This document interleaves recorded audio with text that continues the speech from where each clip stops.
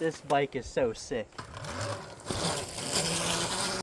Hey, what's going on everybody? This is Derek with Derek Reviews, and today we're going to be unboxing and assembling the Tuttio Soleil 01 so you guys can see everything it comes with and how to put it together. Now before we take the bike out of the box for the unboxing, I do want to take a second to tell you guys how impressed I am with the actual packaging itself. The cardboard itself is really thick and sturdy, so you can know it'll be safe during transport, and even before you get to the cardboard, there's about 5 or 6 straps going around the whole thing to keep it all together, but I already cut those off before I started the video.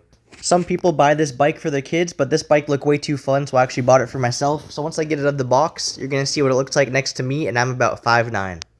I decided it would probably be easiest to take this thing apart while laying it down on the side, and once I take the cardboard off, you can see there's a whole bunch of styrofoam plates, and this really keeps everything nice and compact during shipping, so nothing is out of place. Once I start to lift this bike out of the box, you're going to start to see that there's really not too much that goes into it when putting it together, especially if you've ever worked on any bikes in the past. It's really just the front handlebar, the front tire, the pegs, and the fenders, and that's pretty much it. Now after you get the bike out of the box, I do recommend you find something to put it on, whether you have a motorcycle stand or a milk crate like me. It really just makes it easier to lift it off the ground a little bit, so you have a little bit of clearance to put on your front tire and stuff like that. So the first thing we're going to do is install the handlebars, and it's pretty simple. You can see there's 2 clamps right at the top of the handlebar section, and you just take those off, slide on your handlebar, put the clamps back on, and there's about 4 screws you got to put in, and that's about it. This also gives you a good chance to kind of angle them how you want depending how tall you are. I like to put them, pretty much straight up because I'm a little bit taller for this bike, but you can pretty much fit it to however you think feels right. Once again, it does come with all the tools you need, so all the Allen keys that you're going to need for all the bolts come with the bike. So after you have the handlebars secured, next we're going to put on the throttle and the 2 brake levers, one for each side. Right now I'm tightening down the throttle so it stays in place, and also you'll see later there's a little monitor that shows you your top speed, your battery percentage, and stuff like that, so that comes attached to the throttle. After you put that on and nice and secured, you're going to put the brake lever where you want it. Once again, it depends on the angle that you feel comfortable, but you can always move it around. You can see I'm kind of walking around the bike here and feeling everything to see where I want stuff to be placed. Now I'm going to put the left brake lever exactly where I want it. Every single part of this bike is pretty easy to put on. You can see the 2 brake levers just have a single bolt, so you tighten that down with the wrench that it comes with, and they're nice and tight.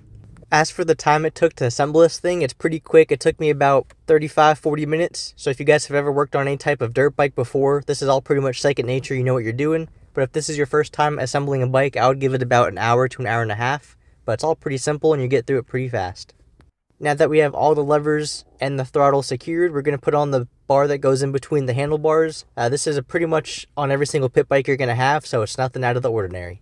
And once again, it's super easy to put on. It's literally just 2 bolts, one on each side, and you secure it down and you're good to go. We have the 2 brake levers attached as well as the throttle, so everything's looking good so far. And up next, we're going to put on the front wheel, and I'll show you guys how to do that. There's only a couple small things we have to do before we put the front wheel on. So at first, we're going to take off the front axle. It's just a single axle and a bolt, so once you take that off, it'll slide right out and you're ready for the next step.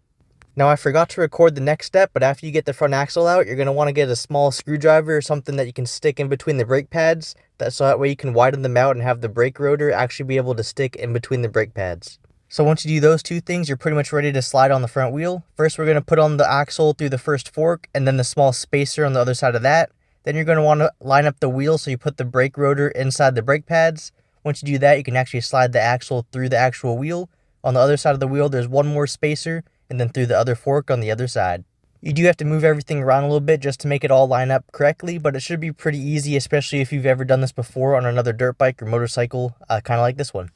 Once you get the wheel and the spacers in place, you're going to want to stick the axle all the way through, and then you're going to have the nut on the other side, and you're ready to tighten it right up. One thing I do recommend is to have the actual battery charging this entire time throughout the install, so by the time you're done installing everything on the bike, your battery will be ready to rip.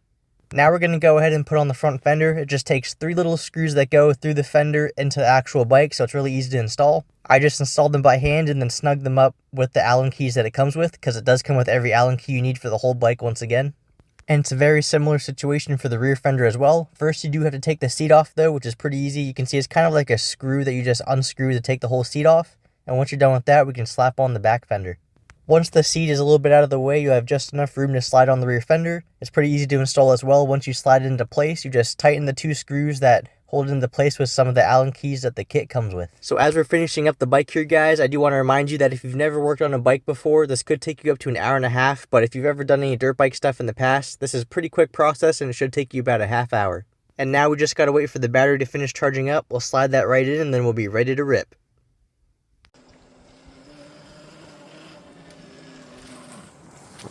This bike is so sick. Woo!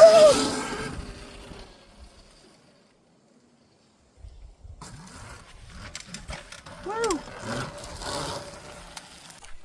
Alright guys, so we finally have the Tuttio Soleil out in the woods so we can test it on some trails. I've only ridden it on the street so far.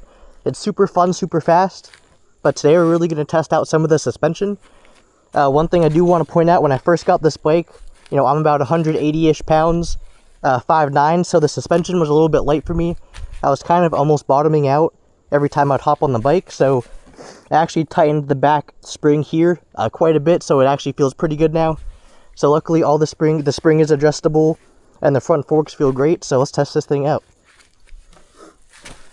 I have it on mode 3, which is the fastest. By the way guys, right now I do have it tuned, so it has more acceleration, more top speed, and you can change a whole bunch of settings with the tune. So this bike is extremely quiet, even when you're going fast. I mean, the only thing you can hear is the chain itself kind of slapping against the bike, which is pretty normal. So let's test this thing out, guys. The acceleration is actually really nice on this thing. Let's go down here.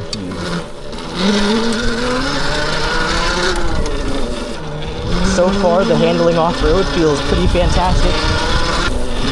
But overall, guys, I've had a really great experience with this thing. Usually I get, at least when I'm riding on the street, up to about 20 or so miles on a charge going full speed. So for the price of this thing, you really can't beat it.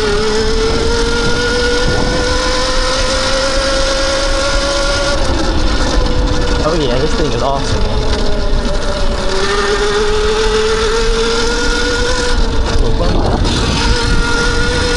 And the suspension is fantastic as well.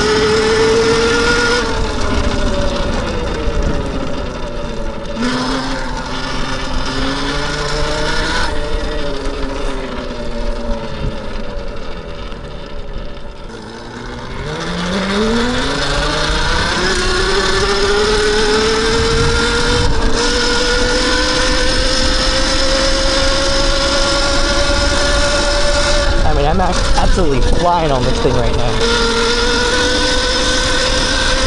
Off-road, right now I'm at about, what did I say, 33 miles an hour.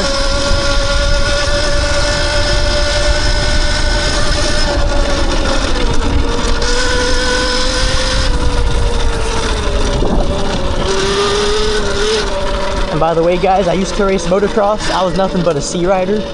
So you know, that's the sketchiest class if you've ever watched motocross. But ever since I stopped, I've been having an itch to get back on a bike, and this was the cheapest way I found to do it. And man, was I glad I did.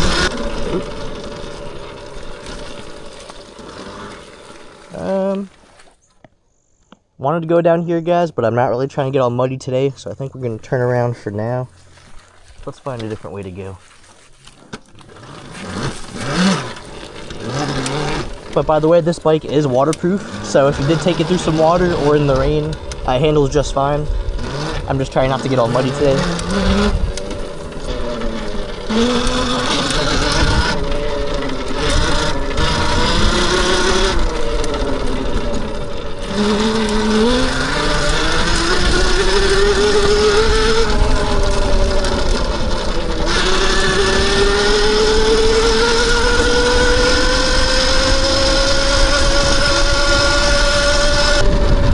This is a whole different bike after you get that tune on there. It's super easy to tune, by the way, guys. I mean, besides the top speed, the torque after the tune is a whole different story, man. I mean, this thing pops wheelies like easy now. Let's see if I can actually pop one up. I suck at wheelies, but we'll give it a go. Yeah, I'm not very good at that. That's alright.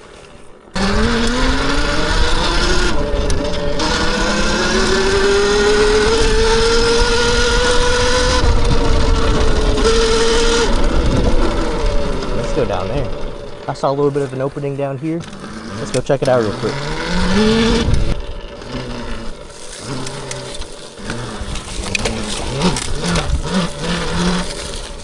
Hey man, as you guys can see, you know, sticks, trees all over the place. This thing handles absolutely fantastic. I could not be happier with the price point of this bike. And I've been riding probably close to 45 minutes, maybe an hour, and we're still at 4 out of 5 bars. So this thing, you know, really lasts a long time as well, which was one of the main things I was worried about. When you get electric bikes, and if they're on the cheaper side, kind of like this one, a lot of times the weak point is the battery. They either use cheap components, cheap cells, or it just doesn't last a long time. But I believe this bike has 25 amp hours, so you can go, like I said, 19-20 miles on a single charge, going full speed. Now if you go at one of the lower speed modes and go like, I don't know, 15 miles an hour, you can get this thing past 30 miles on a single charge easy. But I like to ride fast and ride hard, so I'm getting about 20 or so miles per charge with myself.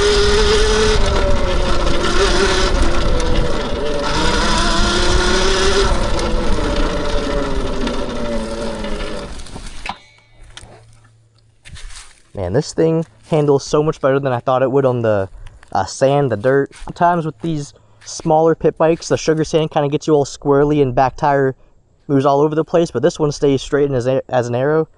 I've had no problem at all. And these really large disc brakes for this bike are fantastic as well. As soon as you touch that brake, you can feel the pressure start to apply, and if you want to lock them up, you definitely could. Just squeeze that puppy in. But yeah, the brakes are awesome. Great stopping power, especially because this thing moves pretty fast. I've got mine up to 41 miles an hour. So going that fast, you definitely want some good disc brake anyway, and this one definitely has it.